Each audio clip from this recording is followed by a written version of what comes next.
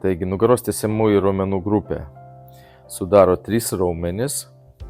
Artimiausias iš jų yra arčiausiai keterinių taugų, vadinasi keterinis raumuo. Jis yra tame tarpe tarp keterinių ir skersinių taugų, tokiam grevelyje. Toliau nuo keterinių taugų yra longissimus. Ir toliausiai randasi klubinis šonkaulių raumuo. Visi 3 raumenys, jų pradžia, galim sakyti, yra nuo kryžkaulio ir kyla aukštyn. Tvirtinasi prie keterinių taugų, skersinių taugų, šonkaulių, iki pat pakaušio ir smilkinkaulio speninės ataugos. Dabar tuos raumenis dar galima suskirstyti į dar atskiras dalis. Sakykim, paimkim keterinį raumenį, kuris yra arčiausiai keterinių taugų, yra krūtininė dalis. Krūtininė dalis, kurio pradžia irgi keterinės ataugos apatiniai krūtininėje dalyje ir pabaiga viršutiniai krūtininėje dalyje keterinių taugų. Ir yra spinalis cervicis, kaklinis keterinis raumuo, pradžia irgi apatinis kaklo slanksteliai keteriniai ir pabaiga viršutiniai kaklo slanksteliai. Taip, kitas raumuo longissimus irgi turi 3 dalis. Krūtininė dalį longissimus, kuri yra pati stambiausia.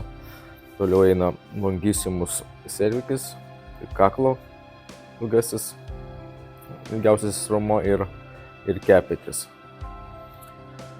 Iliokostalis irgi turės 3 dalis, tai bus iliokostalis lumborum, klubinis šonkaulių juosmens klubinis šonkaulių raumuo, torasės krūtininė dalis ir kaklinė dalis.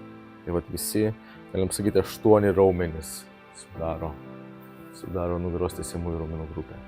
Tai jeigu atsiminsite kaip 3 raumenų grupė, sakykime, klubinis šonkaulių, ilgiausiasis raumuo ir keterinis raumuo. Pradžia, aišku, kryžkaulis, klubakaulis, pabaiga pakauškaulis, smilkinkaulis. Ir tvirtinasi visur. Keterinės ataugos, skersinės ataugos, šonkauliai, praktiškai per visur praeina. Per visą nugarą, nuo kryžkaulio iki pat galvos. Pagrindinė, aišku, funkcija tai būtų nugaros tęsimas. Kai traukiasi visi raumenys, nugara tęsiama. Kai traukiasi raumenys vienos pusės, bus lenkimas į šoną. Ir dar ką galite raumenis padaryti, ypatingai apatinė dalis, tai būtent iliokostalis, longissimus, ten prie juosmens, prie krūtinės ląstos, tai dar sukimas į šoną, į savo pusę suka, daro rotaciją. Pagrindinė 3 funkcijos. Raumuo bus labiau įtemptas sėdint nei stovint. Tai stabilizuoja mūsų nugarą, turbūt vienas iš svarbiausių raumenų mūsų nugarinėje dalyje. Dabar, kad jį aktyvuoti ir papalpuoti, reikia paprašyti žmogų, kad pakeltų kojas, sakykime, šlaunys, kad ore palaikytų. Ir matot, aktyvuojasi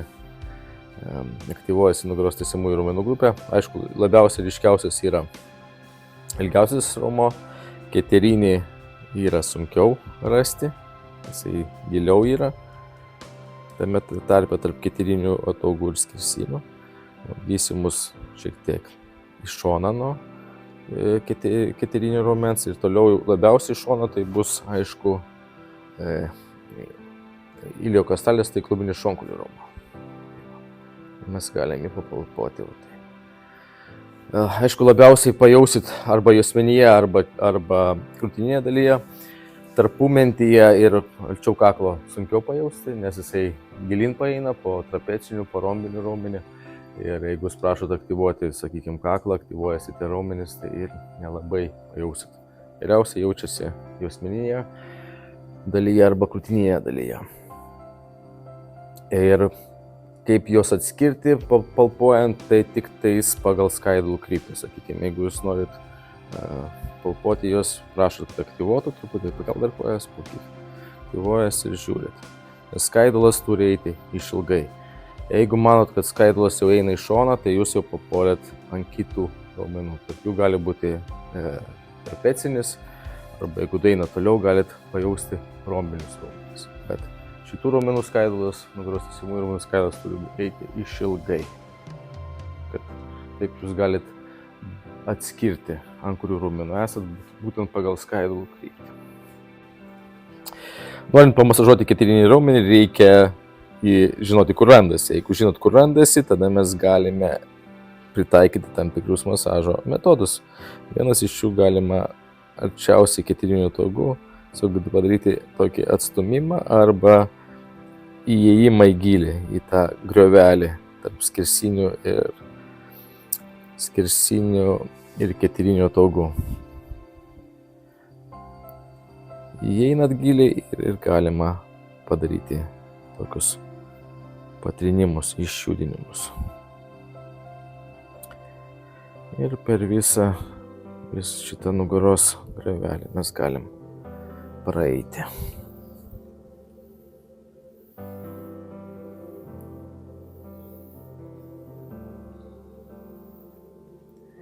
Galime su atstūmimu daryti. Stūmimas nuo keterinio togų link skersinio togų.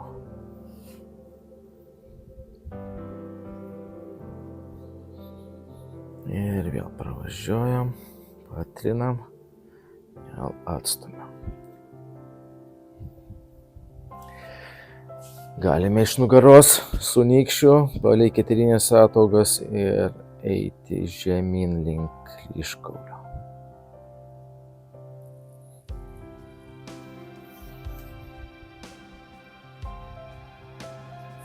Galime mažais sukamaisiais judesiais.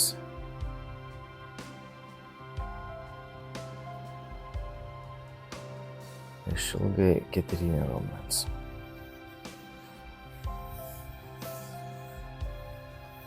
Nuglostom.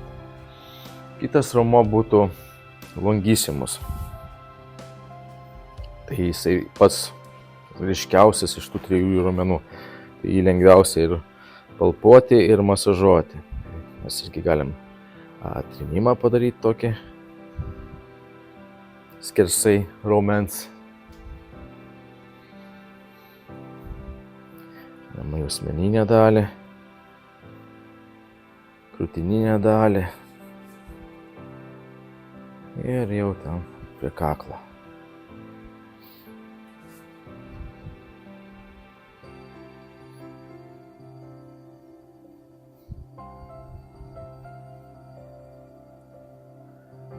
Taip pat galima ir nykščių. Išilgai galima nuo galvos link kryžkaulio. Galima tuo pačiu ir nuo kryžkaulio link galvos. Ir tada darytumėt jau savo pusiai.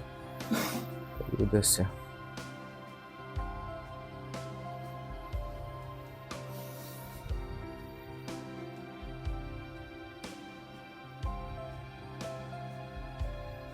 Stenkitės nykščius padėti pilnai, kad delnas remtųsi į nugarą. Nelaikykite ore. Ir stumėt.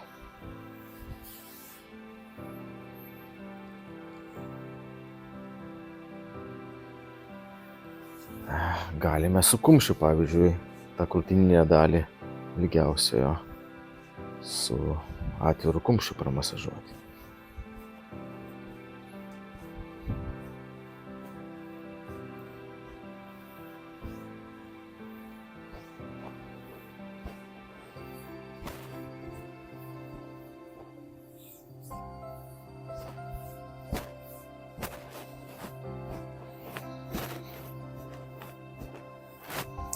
Galime su delno pagrindu stumti nuo keterinių ataugų į šoną.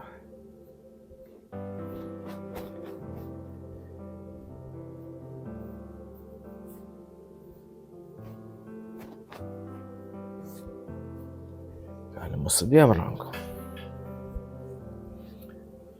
Matot, būtų įvairių yra, kaip išmasažuoti nugaros tęsiamųjų raumenų grupė. Na, toliausias iš tų 3 raumenų yra klubinis šonkaulių raumuo. Eis nuo kryžkaulio, klubakalio sparno, tvirtinsis ant šonkaulių, praktiškai praeina, užlinda kai kuriais atvejais už mentės giliau, taip kad kartais gerai ir už mentės tarsi raumenis pamasažuoti. Būna, kad jaučiasi tokie išsausėjimai, būtent per tą raumenį peršokot. Nu, čia jau galite atskirti pagal skaidulų kryptį, jeigu eina išilgai, čia bus būtent klubinis šonkaulių raumuo. Tuo vėlgi galim patrinti.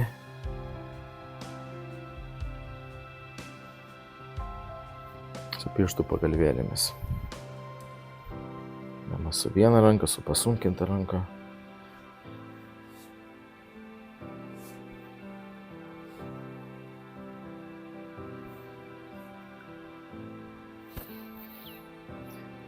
Galima ir užkišti už mentės, nes jisai užlenda už mentės, taip kad galite palei šonkaulių kontūrus eiti žemyn, užkištami ir už mentės.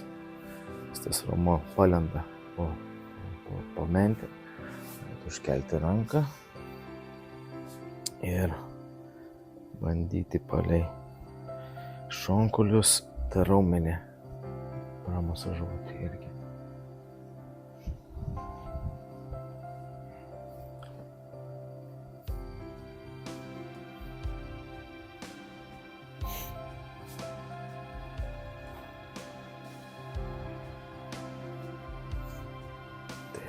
Galite sustumti, ypatingai tie, kurie turi laikysenos tam tikrų problemų, pavyzdžiui, išreikštą kifozę, tai turiu, sakykime, netgi visų raumenų šitų 3 sustumimas link centro, ypatingai krūtinėje dalyje, yra ypač naudingas.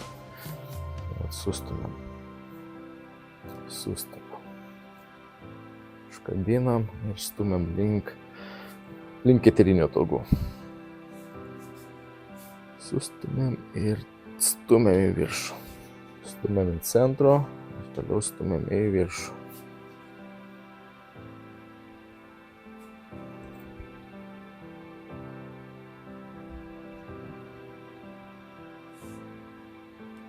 Nu ir aišku, galima dilbį panaudoti.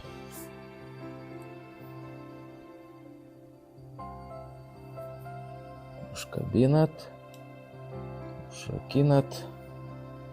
Ir slystat.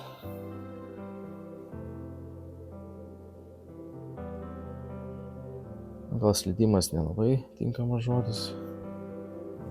Kaip čia stumėt.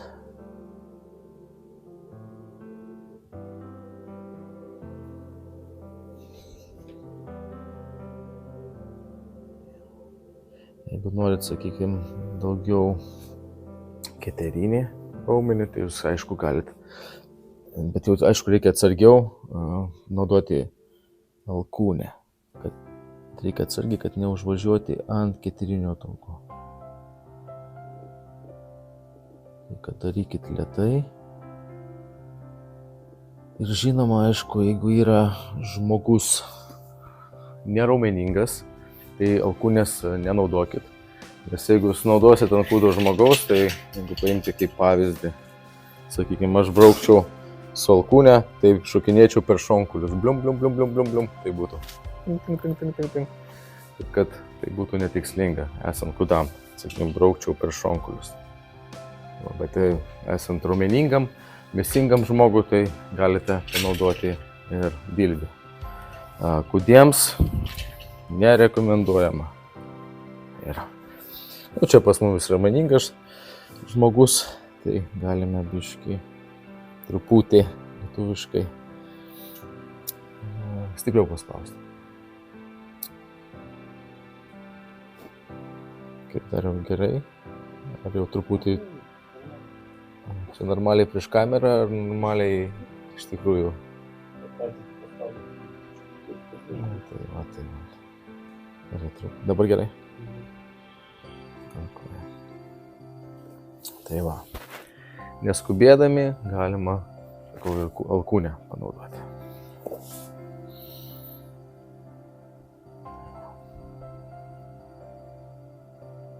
Kuo giliau įeinat, tuo lėčiau darot.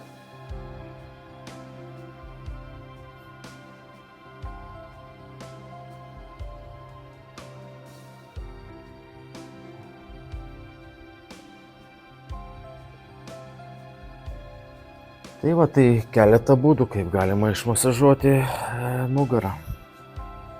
Tiesa, dar toks būdas, aišku, iš pačios tos klasikos, tai galima tą patį briauninį tokį šukuotinį iš abiejų pusių, ne iš vienos pusės, bet, sakykim, vienas kumštis vienoje pusėje, kitas kitoje pusėje. Tai čia ir klubinį šonkulį užkabinsit, langysimus, ilgiausias į nugaros raumenį ir šukuojat. Šiaip geras judesys visai.